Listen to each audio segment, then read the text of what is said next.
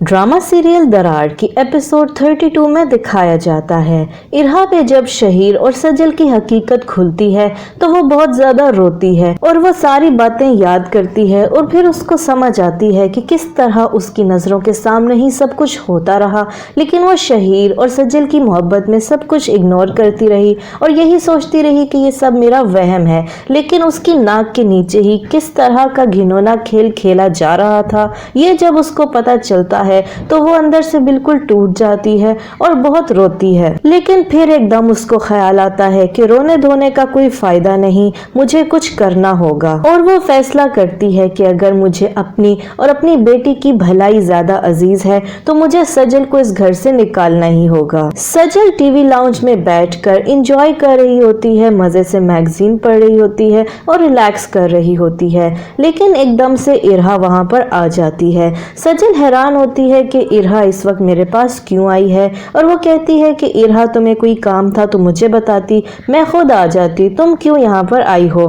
इरहा कहती है कि मैं अपने काम खुद कर सकती हूँ और अपने घर में चलने फिरने के लिए मुझे तुम्हारी इजाजत की हरगिज जरूरत नहीं। सजल हैरान होती है कि इरहा मुझसे इस अंदाज में क्यों बात कर रही है। खैर सजल उसको इग्नोर करती है और कहती है कि चलो जाकर तुम आराम करो, मैं फिलहाल रिलैक्स कर रही हूँ। लेकिन इरहा उसको गुस्से से कहती है कि तुमने बहुत दिन यहाँ पर रिलैक्स कर लिया है, आराम कर लिया है और खूब मजे तुम कर चुकी हो। अब बेहतर यही होगा कि तुम अपने असली ठिकाने पर चली जाओ, अपने घर जाओ और वहां पर जाकर अपने माँ बाप की खिदमत कर लो, क्योंकि मेरी और मेरे शोहर की तुमने बहुत खिदमत कर ली। अब बेहतर होगा कि जल्द से जल्द अपना सामान पैक करो और यहाँ से चलती बनो। ये कहकर इरहा वहां से चली जाती है और सजल को बहुत गुस्सा आता है और उसको यकीन नहीं आता कि इरहा ने मुझे खड़े खड़े घर से निकाल दिया और वो बहुत गुस्से में अपना सारा सामान पैक करती है और शहीर को कॉल करती है कि जल्दी घर आए, कोई इमरजेंसी है। इरहा अपनी बेटी को गोद में उठाकर बहुत रोती है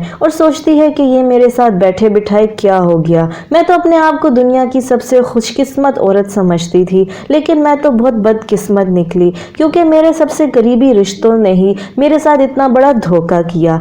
फिर शहीर ऑफिस से एकदम से आता है और सजल से कहता है कि ऐसी कौन सी मुसीबत आन पड़ी थी जो तुमने मुझे इतनी इमरजेंसी में ऑफिस से बुलाया है। मैं इतनी जरूरी मीटिंग छोड़कर घर आया हूँ, अब बताओ क्या मामला है। फिर उसकी नजर सूटकेस पर पड़ती है तो वो कहता है कि ये तुमने अपना सामान क्यों पैक किया हुआ है। तो सजल कहती है ये अपनी बीवी से आप पूछें जिसने खड़े खड़े मुझे इस घर से निकल जाने का ऑर्डर दिया है। वो कहती है कि मैं ये सब कुछ सिर्फ आपकी वजह से बर्दाश्त कर रही हूँ क्योंकि मैं आपसे मोहब्बत करती हूँ, वरना इरहा को ही मैं इस घर से निकाल देती। फिर एकदम से इरहा आती है और शहीर से कहती है कि हाँ मैंने ही इसे कहा है कि घर जाओ क्योंकि अब इसका काम हो गया है। लेकिन शहीर कहता है कि ये घर मेरा है, तुम्हारा नहीं, और सजल यहाँ पर मेरी मर्जी से रह रही है और जब तक मैं चाहूंगा ये यहाँ पर रहेगी। तुम्हें कोई हक नहीं पहुंचता इसको यहाँ से निकालने का और कोई वजह भी तो होनी चाहिए इसको घर से निकालने की। इरहा कहती है कि सबसे बड़ी वजह यही है कि इसने मेरा सुकून बर्बाद किया हुआ है।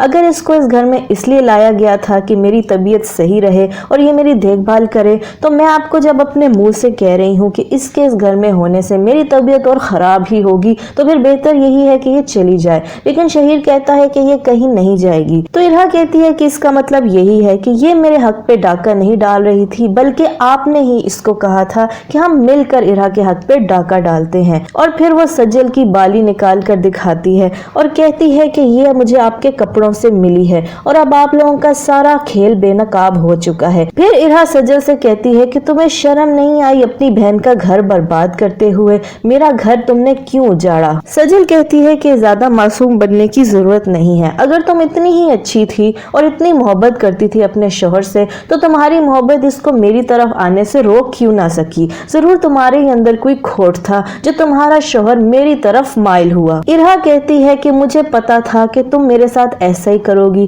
क्योंकि सारी जिंदगी तुमने मेरे साथ जुल्म और ज्यादती के अलावा कुछ नहीं किया।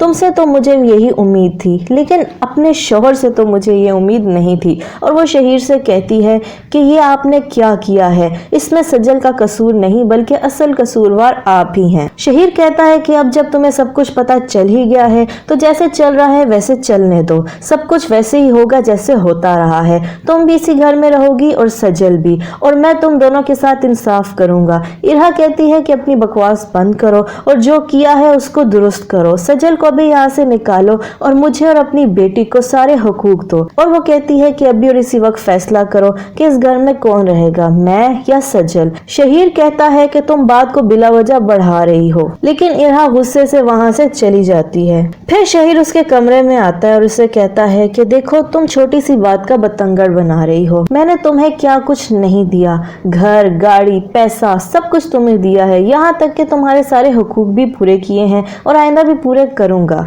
मैं कोई पहला मर्द नहीं जिसने कोई अफेयर चलाया हो। तुम समझो जैसे तुमने कुछ देखा ही नहीं और तुम्हें कुछ पता ही नहीं है।